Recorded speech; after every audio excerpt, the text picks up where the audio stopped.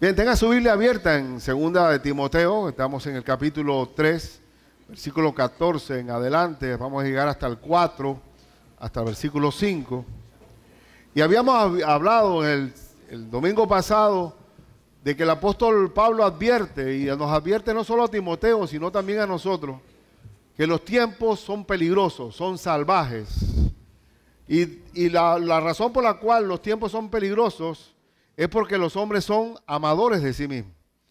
Y hablando con mi hermana Edel, nuestra misionera, el domingo pasado, después del sermón, me dice ella: pastor, amadores de sí mismos significa 666. Por la sencilla razón de que el 6, de acuerdo a la Biblia, el número 66 es número de hombre. Y el número de hombre significa que el hombre, cuando no tiene el 7, que es la perfección divina, vive quedado, vive incompleto, vive salvajemente, vive peligrosamente. Cuando no tenemos la perfección de Dios, la madurez que da Dios, no tenemos luz. Y por eso los hombres, amadores de sí mismos, son avaros, vanagloriosos, soberbios, blasfemos, desobedientes a los padres, ingratos, impíos, sin afecto natural, implacables, calumniadores, intemperantes, crueles, aborrecedores de lo bueno, traidores, impetuosos, infatuados, amadores de los deleites más que Dios. Es todo un catálogo de maldad que se desprende del hombre amándose a sí mismo y dejando a Dios fuera de su vida. No tiene luz, vive solamente esclavo de su propia carnalidad. Ahora, el hecho de que los tiempos son peligrosos, de acuerdo a esta descripción que está aquí, ¿hay alguna nueva técnica o alguna nueva estrategia para enfrentar estos tiempos brutales y peligrosos? No, sigue siendo la misma estrategia divina. Para enfrentar la maldad se enfrenta predicando la palabra de Dios. Esa es la única alternativa, es la espada que atraviesa hasta lo más profundo de nuestro ser. Inclusive la palabra sermón significa estocada. Así que cuando estamos dando un sermón, estamos desenvainando la espada de Cristo y su palabra para penetrar hasta lo más profundo del ser. Y eso lo hace solamente la palabra de Dios. Y Cristo, antes de ascender a los cielos, estableció lo que se llama la Gran Comisión, que significa que toda potestad me es dada en los cielos y en la tierra, y por tanto, id y haced discípulos a todas las naciones, bautizándolos en el nombre del Padre, del Hijo y del Espíritu Santo, enseñándoles. Continuidad, enseñándoles que guarden todas las cosas que os he mandado, y he aquí yo estoy con vosotros todos los días, hasta el fin del mundo. El Señor nos va a acompañar allí en la predicación de la palabra, en la enseñanza de la palabra de Dios. Y nosotros he catalogado, he titulado este sermón, ¿cómo ser un buen obrero de Cristo? Y pongo obreros porque estamos en la obra de Dios, y la obra de Dios, los que trabajan en la obra se llaman obreros. Nosotros tenemos en la iglesia la escuela de obreros, no tenemos escuela de ingenieros. ¿Y por qué somos obreros? Porque seguimos el plano ya establecido por el Señor. El Señor es el arquitecto y el ingeniero de su obra, y no somos obreros. Un gran ingeniero que conozco muy bien, muy célebre aquí en Panamá, ingeniero y que de ahí se derivó una constructora mucho más grande, creyente también, me dice: Ricardo, un obrero está trabajando, está poniendo los bloques, pero él no sabe el diseño final. Él simplemente sigue las instrucciones del ingeniero, del capataz, y aún el capataz se somete al ingeniero y el ingeniero al arquitecto que estableció el plano, y al final sale el edificio. Cuando nosotros nos sometemos a la autoridad de la palabra de Dios, todo sale bien. Y cuando uno se somete de corazón, sincero, a la palabra de Dios, somos buenos obreros. Buenos obreros. Y eso es lo que queremos. ¿Cómo ser un buen obrero de Cristo en medio de un mundo de peligrosidad? Porque, hermano, los tiempos han cambiado, ¿sí o no? Ahora, ¿cuál sería la solución para que haya menos violencia? ¿Más cárceles? ¿Aumentar el calibre de la pistola a los policías? El mundo entero está convulsionado y va a ser de mal a peor. Pero nosotros en este mundo salvaje, dice la Biblia, de donde abunda el pecado, sobreabunda la gracia del Señor. Entonces vamos a ver dos puntos aquí principales. Cómo ser un buen obrero de Cristo. En primer lugar, este obrero de Cristo debe ser entrenado en la Biblia. Es una parte importante. Primero uno recibe instrucciones y después puede entonces instruir a otros. El versículo 14 del capítulo 3 de 2 de los Corintios, vamos a verlo un momento, dice, pero persiste tú en lo que has aprendido y te persuadiste, sabiendo de quién has aprendido, persiste. Si yo debo persistir en lo que he aprendido. Miren que la palabra, se habla en educación se habla de la enseñanza y el aprendizaje, el proceso de enseñanza-aprendizaje. Es decir, que toda enseñanza debe traducirse en un aprendizaje. ¿Qué significa el aprendizaje? Aplicar la enseñanza. Aquí se está usando la palabra aprender. Aprender es aplicar lo que uno sabe de la palabra de Dios. La palabra de Dios es práctica. Y yo estoy absolutamente convencido que el pragmatismo americano es la influencia del cristianismo en esa cultura. Y aquí persiste en lo que has aprendido. Practica, vive, transmite lo que has aprendido, refiriéndose a la palabra de Dios, y te persuadiste, es decir, que te has convencido de ello, sabiendo de quién has aprendido. Y que desde la niñez has sabido las sagradas escrituras. Y uno debe enseñar a nuestros hijos desde la niñez, porque uno desde niño aprende la palabra de Dios. Cualquier inversión espiritual que se haga en un niño siempre va a pegar. Todo lo que se plante en un niño va a quedar para siempre, porque el niño es el mejor terreno que hay. Y tenemos que adelantarnos e invertir tiempo con los niños, porque ya las pandillas se reclutan niños de 8 años. Ahora, en los tiempos peligrosos que vivimos, invertamos tiempo en nuestros hijos, porque lo que se invierte en un niño no se va a perder jamás. Y se instruye al niño en su camino, y aun cuando fuere viejo, no se apartará de él. Una vez leí una ilustración de un hombre condenado a sentencia de muerte en un país porque fue ladrón y homicida y era reincidente, y lo condenaron a muerte, y él pidió ver a su mamá por última vez.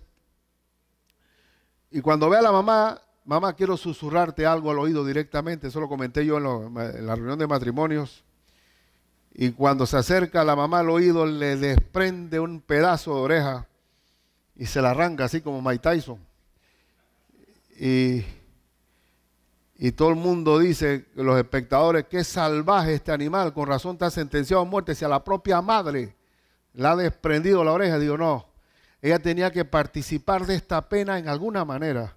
Porque cuando yo llegaba chiquito a la casa y traía cosas robadas, ella me dice, yo no he visto nada, yo no he visto nada.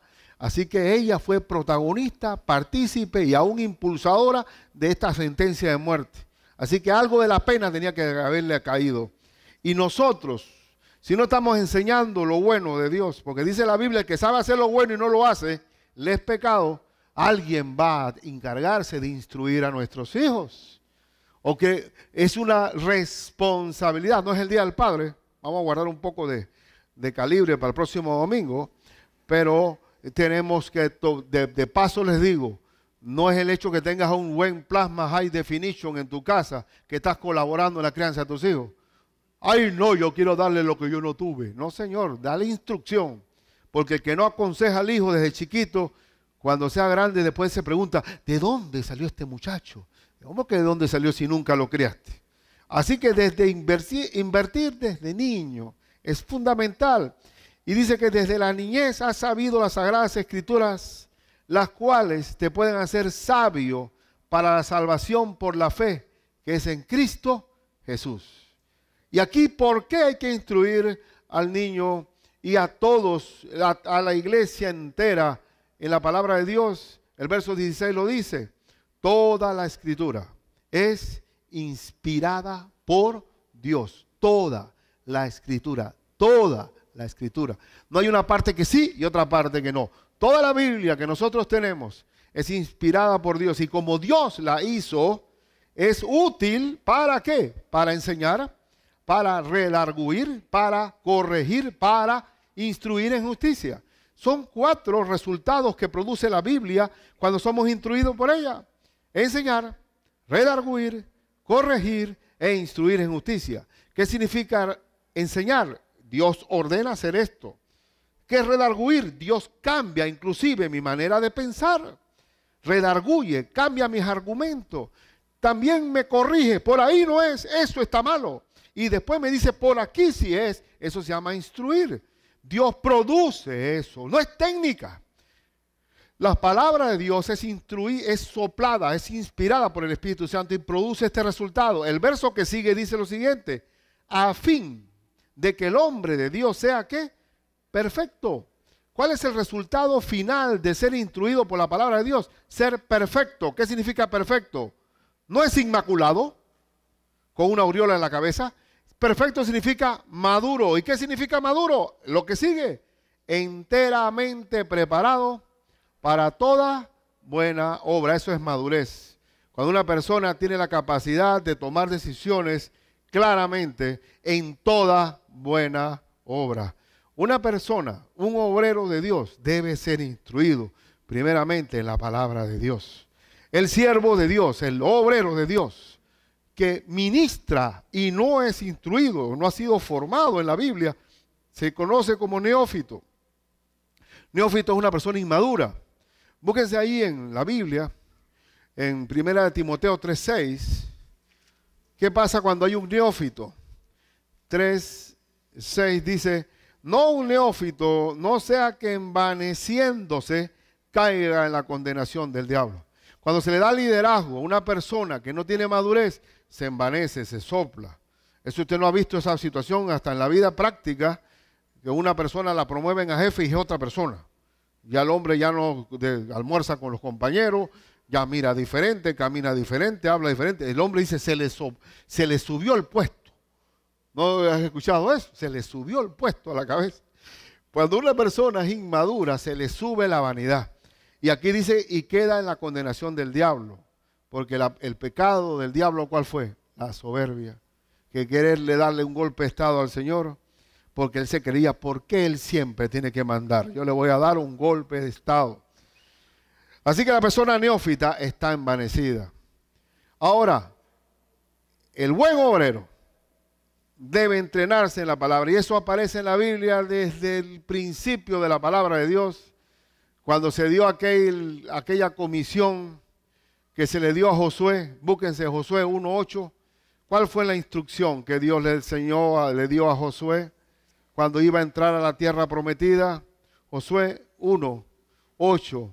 Dice, le hace el 7 también. Solamente esfuérzate y sé muy valiente para cuidar de hacer conforme a toda la ley que mi siervo Moisés te mandó. No te apartes de ella ni a diestra ni a siniestra, para que seas ¿qué? Prosperado en todas las cosas que emprendas. Si nosotros acatamos el mandato de Dios en su Biblia, todo prosperará. Y efectivamente así es.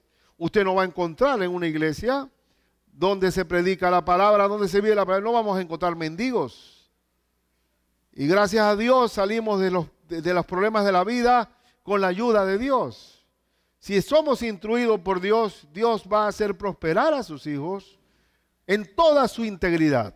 Y el verso 8 dice, nunca se apartará de tu boca este libro de la ley, sino que de día y de noche meditarás en él. Meditarás en él. ¿Cuándo? De día y de noche, para que guardes y hagas conforme a todo lo que en él está escrito. Porque entonces harás prosperar tu camino y todo te saldrá, ¿qué? Bien. Bien, y cuando uno aprende a obedecer a Dios, dice que para los que aman a Dios, todas las cosas ayudan a bien. Entonces un obrero se somete a la autoridad de Dios. Y una de las cosas que un creyente aprende en su caminar con Cristo es a obedecer. A obedecer. Lo contrario es ser rebelde, ¿verdad? ¿Qué significa humildad? La palabra humildad significa no un tipo opacado, sino una persona que reconoce que depende de Dios. Eso se llama ser humilde. Entonces, ¿qué tanto de nosotros debemos ser entrenados en la palabra? Si usted busca Colosenses 3:16, el apóstol San Pablo señala, la palabra de Cristo more ¿en qué cantidad? En abundancia en vosotros, en abundancia, porque cuando uno se abunda la palabra de Dios, así mismo actúa.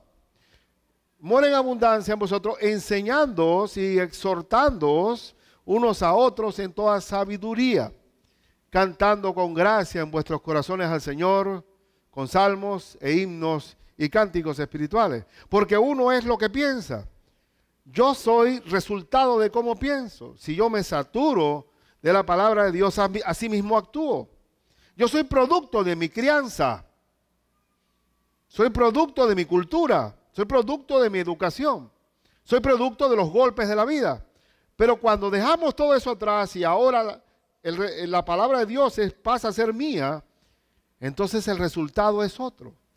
Cuando mora abundantemente la palabra de Dios es cuando permanecemos en la vid verdadera y como pámpanos, el resultado ¿cuál va a ser? El fruto de nuestra vida. Yo soy la vid, vosotros los pámpanos. El que permanece en mí y yo en él, este lleva mucho fruto, porque separados de mí, nada podéis hacer. Ustedes permanecen en mí si guardan mis mandamientos. Entonces un obrero primero se entrena. Y por eso con el perdón y respeto a mucha gente que nos visita hoy, que han venido formadas de otros lugares, nosotros en la iglesia tenemos que revisar quién es usted a través del discipulado. Y no es porque haya desconfianza, sino para asegurar que estamos hablando el mismo idioma. Porque también así se infiltran sectas y corrientes. Y si estamos cuadrados y tenemos identidad en cuanto al propósito de Dios en la Biblia, entonces, perfecto. Inclusive le delegamos a usted para que se encargue de administrar a otras almas. Pero si de repente sabemos que venimos de puntos distintos, no es lo que usted diga ni lo que yo diga, hermano. ¿Qué dice la palabra de Dios? Porque ¿cómo podemos nosotros entendernos aquí colombianos con venezolanos, panameños, ecuatorianos, mexicanos, si cada uno jala por su lado? Y a mí me parece, yo creo, y yo discrepo contigo, ¿no? Aquí tenemos que someternos a una medida exacta, que es la palabra de Dios. Y si no tenemos una medida superior a nosotros, ¿cómo vamos a lograr tener una unidad? ¿Ah? No, imposible.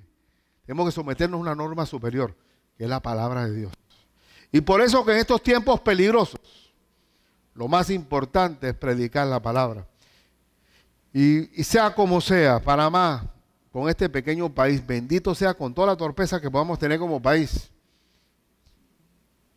Por ley se establece que Panamá, el mes de septiembre, en todas las escuelas públicas, se da realza a la Biblia. Y con toda la inmadurez que pueda tener ese pueblo, bendito sea el Señor porque le estamos dando gloria al Señor a través de su Biblia. Y un país sin Biblia es un país totalmente en caos. Pero yo prefiero la Biblia y soltar todos los textos, pero ya sabemos que el resultado va a ser un hombre mejor. Un hombre mejor. Ahora, en segundo lugar, el buen obrero, primero es entrenado en la palabra y en segundo, enseña la palabra. Solamente enseña la palabra. Primero uno entrena, uno recibe el entrenamiento y hacer discípulo. Primero soy discípulo y después tengo la comisión de Dios de discipular también a otros. Búsquense el versículo 1 al 4, al 5 del capítulo 4 de 2 de Timoteo. Te encarezco. ¿Encarezco qué significa? Es un encargo caro, un encargo de valor. Delante de Dios y del Señor Jesucristo, que juzgará a los vivos y a los muertos en su manifestación y en su reino, te voy a encargar delante de Dios, que va a ser el juez de toda la tierra. ¿Cuál es el encargo? Versículo 2, que prediques la palabra. Ese es el enfoque superior de un ministerio pastoral o de un obrero de Dios, que prediques la palabra. ¿En qué tiempo? Que instes a tiempo y fuera de tiempo. ¿Qué significa la palabra instar? Instar significa en un buen vocablo español, insistir con ahínco en una cosa. No es que nosotros solamente insistimos en ahínco, con ahínco en el culto, sino en todo momento hay que recalcar la autoridad de la palabra de Dios en nuestras vidas. ¿Y por qué será? Que si tú no, el hombre siempre va a ser guiado por alguien. Si no es Cristo, puede ser Karl Marx. Dígame si el marxismo no ha corrido por toda América Latina. Y el ismo ese, el marxismo, el socialismo, nos ha hecho tanto daño. ¿Y por qué no hablar del horóscopo? Ay, no, ay, ¿tú eres qué, Tauro? Yo soy Géminis. Ay, qué bien.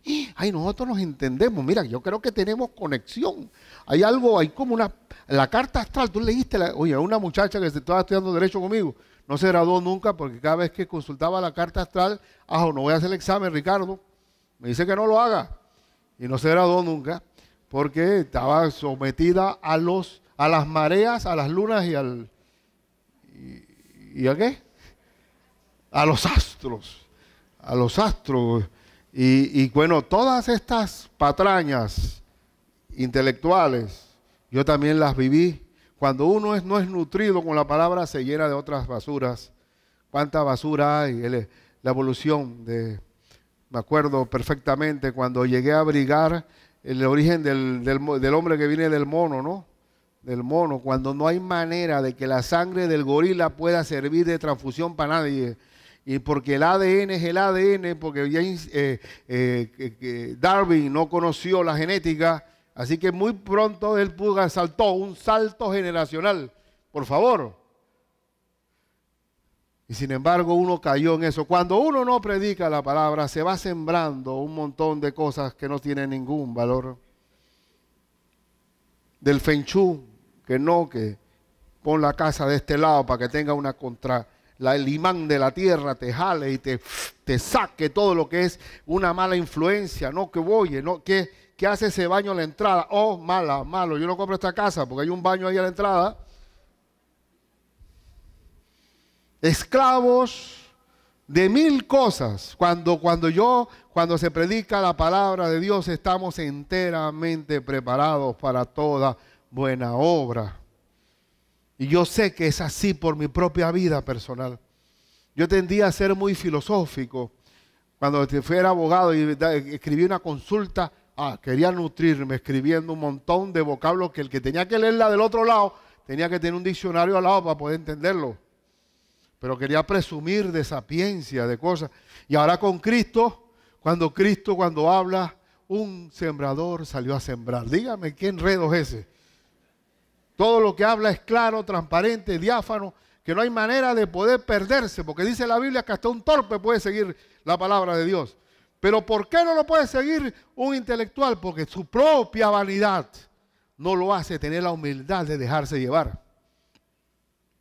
Pero aquí está, pues, ¿a qué tiempo? ¿En qué tiempo hay que estar insistiendo en la predicación? ¿A tiempo y fuera de tiempo? Redarguye, ¿qué significa redarguir? Convence, argumenta. Decir eso no es de Dios. Y el ejemplo claro es Pedro. Cristo le pregunta a los discípulos, ¿quién dice la gente que soy yo? Dice, no, unos dicen que eres Elías, otros eres Juan el Bautista, que ha resucitado a los muertos. ¿Y ustedes quién dicen que soy yo? Y dice Pedro, como siempre, más rápido, más intrépido, más osado. Tú eres el Cristo, el Hijo del Dios viviente. Bendito sea Pedro, no te lo ha revelado ni carne ni sangre, sino mi Padre que está en los cielos. Y 5 minutos después le dice Cristo a los discípulos, y el Cristo va a padecer, y va a ser entregado, y va a ser azotado, y va a ser crucificado, y va a ser muerto, y va a resucitar al tercer día. Y Pedro dice, ven acá, Señor, yo quería hablar con usted. A mí me parece que eso está mal. Usted está hablando ahí de eso de muerte, que apártate de mí, Satanás. Oye, nada más 10 minutos después ya el tipo ya estaba fuera de contexto. ¿Eso qué te indica a ti? Y cuando le dijo, apártate de mí, Satanás, le dice, porque tú tienes la mira en las cosas de los hombres, no en la de Dios. Y cada vez que uno piensa como hombre, piensa como diablo. 666, hermano. Amadores de sí mismos. Y le dijo, apártate de mí. Y no se lo dijo a Pedro, se lo dijo al diablo que estaba hablando a Pedro. Porque... Entonces, ¿qué es la manera de poder tener seguridad de que todo va a salir bien? Que prediques la palabra. Que dice, redarguye, reprende, exhorta con toda paciencia y doctrina. Es una continuidad, es persistente, es consistente. Es una labor docente, constante, que predicar la palabra de Dios. Porque es muy fácil. Dígame si nuestro modernismo no ha influido mucho. El hombre de mi época no es el hombre de ahora. Y tampoco la época mía no era la de mi papá y la de mi papá no era de mi abuelo. Cada uno fue influido por su generación, separado de Dios. Y por eso que hay que ser constante, constante, constante. Allá abajo están nuestros hijos también, recibiendo instrucción bíblica. Y el verso 3 dice, porque vendrá tiempo, y ese tiempo es ahora, hermano, cuando no sufrirán la sana doctrina. No quieren escuchar palabra de Dios sana, sino que teniendo comezón de oír, comezón es picazón, comezón de oír, se amontonarán maestros conforme a sus propias concupiscencias. Se van a amontonar maestros que van a decirle a la gente lo que ellos quieren oír. Salud, dinero y amor. Walter Mercado. Es todo. Yo nada más quiero saber si me voy a casar este año. Quiero saber si mi negocio está allí. ¿Qué debo hacer para tener mi negocio? Poner un perrito haciendo así. ¿Cómo debo hacer? ¿Y qué se va a amontonar? Maestros que van a enseñar lo que la gente quiere oír. Tiempos malvados de apostasía apartarán de la verdad el oído y se volverán ¿a qué? A las fábulas.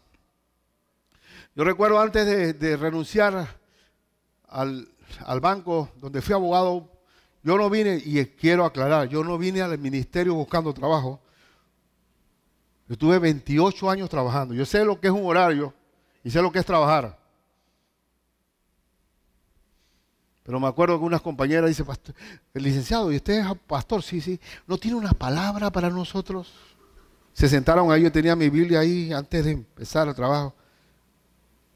Bueno, yo estoy casualmente meditando sobre el Salmo este. Sí, pero algo para mí, para mí, para mí. Bueno, para ti, para usted y para mí, esta Biblia me dice esto y esto. Sí, pero ese es para mí, para mí, para mí. Entonces yo no entendía esa cuestión. ¿Qué quiere decirme ella a mí con él? Hasta que entendí que ella quería que yo le dijera de esta manera. Dios me dice a mí que te diga a ti tal cosa. Es decir, que yo soy el intermediario. Yo soy la voz autorizada por Dios. Hermano, eso no es bíblico. Todos tenemos acceso directo al trono de Dios. Todos podemos orar en nuestra soledad, en nuestra recámara, y Dios está con nosotros. No podemos permitir que, no, traigan al pastor, porque si aquí todos estamos orando y no está el pastor, esa oración no va a llegar a ningún lado. Nosotros tenemos que usar palanca, suficiente ya el daño que nos ha hecho cierta religión oficial donde hay que llegar a Dios a través de un montón de gente. El camino más corto entre dos puntos, ¿cuál es? Una línea recta.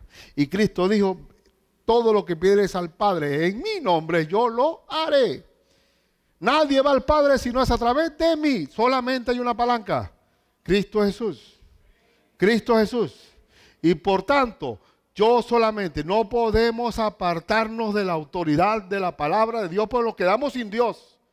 Y dejémonos de fábulas del mundo de Walt Disney. El hombre quiere apartar de la verdad del oído y volverse a las fábulas. A los libros, por ejemplo, Yo visité el infierno. Un libro que fue un bestseller a nivel del mundo evangélico. ¿Cómo? No, y en el infierno había diferentes departamentos. Y hubo un departamento de predicadores que se apartaron. ¡Wow! ¡Wow! ¿Y cómo fue eso? Y toda la hermana y tal. Un éxito de librería. Digo, mira hermana, ¿qué puedo decir yo al respecto? Yo no puedo dudar de su experiencia, de sus tours al infierno. Pero yo no puedo vivir... yo no puedo depender mi fe de su sueño. No sé si está claro eso. Yo no dependo de alguien que vivió eso. Yo dependo de la autoridad clara de la palabra de Dios. Yo no sé si eso está claro lo que estoy diciendo, pero es que Dios no quiere que dependamos de hombres. El sumo sacerdote, cuando entraba, o el sacerdote, al lugar santísimo, él oraba por el pueblo. Pero ya después, con Cristo crucificado, se rasgó el velo de dos en dos, de arriba hacia abajo, porque no hay intermediario entre Dios y los hombres, sino Cristo Jesús, nuestro sumo sacerdote. Y por eso no podemos creer en fábulas. Ay, pastor, una vez, años atrás, pastor, mire que soñé que estaba bajando una escalera de caracol y tirando pétalos para allá y para acá, para allá, para acá. ¿Qué significa que Dios me está diciendo allí? Yo no sé, hermana, pero hay que ver qué comió. Hay que analizar eso. Eso no puede ser. No puede ser. Y da risa, pero duele esas cosas. Duele, esas cosas duelen. Dios, cualquiera diría, ¿por qué Dios no se aparece a la gente? Porque Dios es espíritu, ¿verdad? Pero también, si se nos apareciera Cristo viviente aquí, nosotros quedamos así pasmados. ¿Será o no será? ¿Sí o no? Así fue en la resurrección de Cristo. Cuando Cristo apareció resucitado, búsquense Lucas 24, 36 al 45. Lucas 24, 36 dice: mientras ellos aún hablaban de estas cosas, Jesús se puso en medio de ellos y les dijo: paz a vosotros. Cristo ya ha resucitado.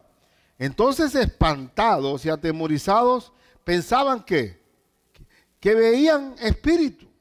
Pero Él les dijo: ¿por qué estáis turbados si vienen a vuestro corazón estos pensamientos?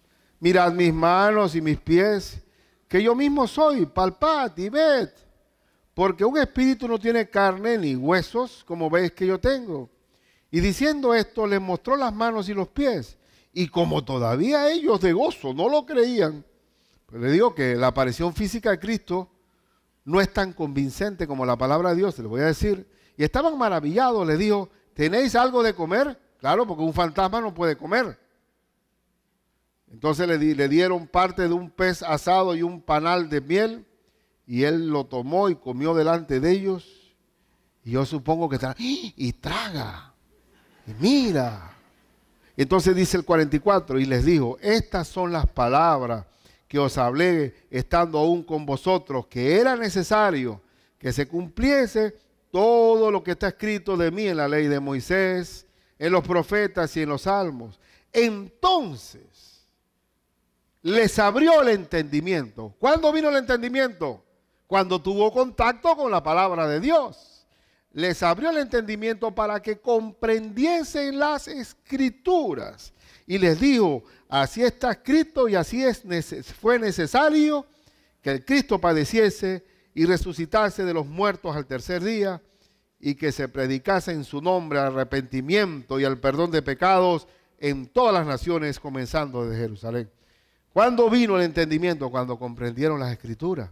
Así que más habla claramente la escritura que aún la aparición física de un Cristo resucitado. Increíble. Y aún así, ¿se acuerdan de Pedro? Pedro vio a Cristo transfigurado en el monte allá desde la transfiguración. Y dice que sus ropas eran tan blancas, dice el evangelista Marcos, que aún no había lavandera que pudiera sacar esa brillantez. No hay detergente que pudiera haber sacado esa blancura de vestidos. Y Pedro quedó atónito y dice: oye, ¿por qué no hacemos 3 enramadas? Una para Moisés, otra para Elías, otra para ti. Nos quedamos aquí, no bajamos. ¿Y qué fue lo que pasó, hermanos? ¿Qué reconoce Pedro allá en Primera de Pedro? Porque hay que hablar, vamos a consultar a Pedro después de esa experiencia. Segunda de Pedro 1:19. Segunda de Pedro 1:19. dice la Escritura. Vamos a leer desde el 17. Pues cuanto él recibió de Dios, Padre, honra y gloria le fue enviada desde la magnífica gloria, una voz que decía, este es mi Hijo amado en el cual tengo complacencia. Y nosotros oímos esta voz enviada del cielo. ¿Se acuerdan que el Padre habló del cielo? Cuando estábamos con él en el Monte Santo. Pero ponga la atención al versículo 19. Tenemos también la palabra profética más segura, y esa palabra es fuerte, más segura que la aparición física de Cristo y la voz del Padre allá en el cielo, a la cual hacéis bien en estar atentos, como una antorcha que alumbra en lugar oscuro hasta que el día esclarezca y el lucero de la mañana salga en vuestros corazones. La única luz que tenemos hasta que Cristo reine es la palabra de Dios. Y tenemos que tener la antorcha que encendida. Si la palabra de Dios no es predicada, la iglesia está perdida. Estamos tirando tumbos, pero estamos viviendo tiempos en que se apartarán de la verdad del oído y se volverán ¿a qué? A las fábulas. Yo quiero que esta iglesia sea una iglesia amorosa de la palabra de Dios. Estamos viviendo en tiempo de la Odisea, allá en Apocalipsis, porque no eres ni fría ni caliente, ¿de qué? Te vomitaré de mi boca. Porque es una iglesia que no tenía contacto con la palabra de Dios. Sin embargo, yo quiero que en tiempos de la Odisea, de aguas contaminadas, donde no hay el respeto y la venia y la reverencia y el sometimiento a la palabra, nosotros seamos como la iglesia de Filadelfia, porque no has negado mi nombre y has guardado mi palabra. Y esa es la iglesia donde no recibió ni una censura de Dios. Y el último versículo de nuestro texto, allá en 2 Timoteo, dice así: pero tú, sé sobrio en todo, soporta las aflicciones, haz obra de evangelista, cumple tu ministerio. Me gusta cómo habla así, estilo militar, ¿no? Pero tú, no importa, si la gente se va a volcar a las fábulas, hay tiempos peligrosos, pero tú sé sobrio. ¿Qué significa sobrio? Alerta, diferente a ebrio, borracho, embriagado. Sobrio es alerta, totalmente claro en lo que Dios quiere de nosotros, que prediquemos la palabra de Dios. Ese es el resultado que Él va a tener en su iglesia y la va a sanar y la va a limpiar para presentarla santa y sin mancha cuando Él aparezca. Hermano, solamente como aplicación final, como una aplicación. Yo quiero que usted, mi deseo es que usted tenga un diario, póngale un diario de perfección, puede ponerle. Y en el diario tenga su meditación bíblica y ponga 4 preguntas. ¿Qué me está enseñando el Señor aquí? ¿Qué pensamientos quiere que yo cambie? ¿Qué me está corrigiendo el Señor aquí? ¿Y qué me está instruyendo el Señor aquí? Si usted siempre se pregunta esas 4 propósitos de la palabra de Dios, va a ir madurando. Porque uno madura con quién es. ¿Sabe quién eres tú? Dime con quién andas y te diré quién eres. Si yo tengo una conversación diaria y un encuentro diario con Dios, yo voy a ser como Él. Yo soy resultado de quién es mi amigo. Cristo dice, yo soy amigo de ustedes. Ningún amigo, solo dice, yo soy el buen amigo que su vida dio por sus ovejas. Ahora, si tú logras tener un encuentro diario con el Señor y comienzas a alimentarte, te vas a fortalecer, vas a actuar como Cristo, vas a estar enteramente preparado para toda buena obra. Y termino con la siguiente ilustración. Tuvimos un campamento de jóvenes hace años y se nos dañó un carro. Y fue en mi propio pueblo que fuimos y estaba en la casa de Luis Santos y le pregunto a tu mamá, oiga, niñita, ¿hay algún taller por aquí cerca? Y dice, bueno, allá atrás hay uno, pastor, un taller, yo no conozco ningún taller por ahí. Fui, y un tremendo taller enorme. Oye, el taller no lo conocía. Llevé el carro y resulta que el dueño lo conocía muy bien yo. Porque resulta que en los antojos de mi papá, que siempre tenía sus cosas, y mi mamá, me estaba yo ahí jugando con mis soldaditos, o estaba jugando, y no sé de qué, y me dice, oye, vete a trabajar, no te quiero haraganeando. Y habló con mi tío, un tío que tenía un taller de mecánica, mi tío Pacho, váyase a trabajar de mecánico para que aprenda algo en su vida. Bueno, y llegué ahí, y habían dos muchachos jovencitos como yo, y bueno, ellos me enseñaron a balancear las ruedas, a la dirección del carro, y mi tío me pagó $5 a la semana. Eso fue lo que me pagó. Porque eso era, digo, que debes agradecerlo, porque te estás aprendiendo algo nuevo. Pero resulta que esos dos muchachos que estaban ahí conmigo, uno de ellos era el dueño de ese taller. Y él tenía el retrato de mi tío de este tamaño. Y me dice, Ricardo, ese hombre que está ahí, él me enseñó todo lo que yo sé en mi vida. Yo no fui a la escuela nunca, pero él fue mi papá. Todo lo que yo sé de mecánica se lo debo a él. Mis hijos, mis nietos, se lo debo a él. Él fue el papá que yo nunca tuve. Y todo lo que yo sé en mi vida profesional se lo debo a ese hombre. Y por eso tengo ese cuadro pintado de él en el taller mío. ¿Usted cree que Cristo no nos va a dar mucho más que mi tío Pacho a ese muchacho? ¿Ah? Que lo tenía en un letrero tan grande. Yo le digo una cosa, si usted se recibe la mentoría de Cristo y sigue su instrucción, su consejería, usted va a estar 1000 veces más agradecido que ese muchacho por mi tío. Porque el Señor aconseja para bien. Y no hay una cosa mala, todo lo que promete Dios es para nuestro bien. El problema es que nosotros mismos, en nuestra rebeldía, no logramos apropiarnos de sus cosas. Y si ese muchacho, con lágrimas en los ojos, me dijo eso a él. Yo lo invito a que tenga un entrenamiento a través de la carta de amor que tiene Dios, que es la Biblia para sus hijos. Y como me transformó a mí, lo puede transformar a usted. Y uno sabe hasta dónde nos puede llevar el Señor en su camino de bendición. Las cosas que se van a hacer en su nombre. Clama a mí, que yo te responderé y te mostraré cosas grandes y ocultas que tú aún no conoces. Vamos a orar en el nombre de Cristo.